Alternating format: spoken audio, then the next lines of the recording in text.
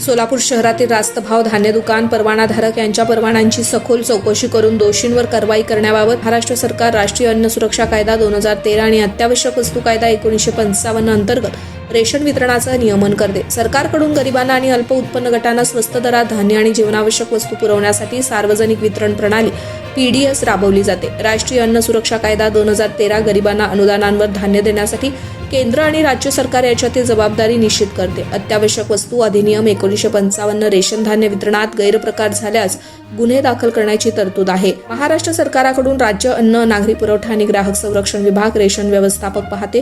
Ration दुकानांमार्फत लाभार्थ्यांना तांदूळ, गहू, साखर, डाळी, रॉकेल इत्यादी वस्तू सबसिडी दराने दिल्यास सरकारकडून रेशन दुकानांचे नियमित निरीक्षण आणि तपासणी केली जाते। लाभार्थ्यांना योग्य प्रमाणात धान्य मिळते की नाही याची खात्री केली जाते।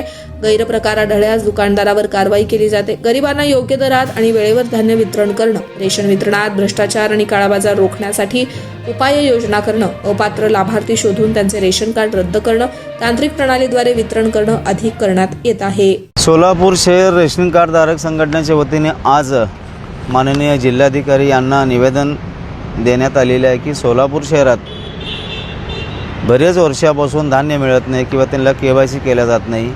असे बरेच तक्रारदार माझ्यासोबत आलते। आज प्रत्यक्ष काही तक्रारदार सोबत होते। त्यांना ताबडतोब तिथं पुरवठा अधिकारीला फोन करून त्यांना जाब विचारण्यात आलेले आहे आणि त्यांना ताबडतोब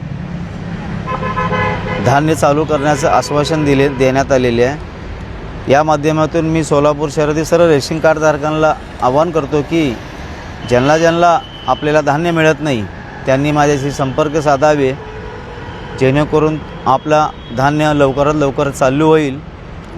आज माननीय कलेक्टरांना निवेदन देऊन सोलापूर शहरातील बरेच असे कार्डधारक आहेत त्यांना अजूनही धान्य चालू होत नाही आहे।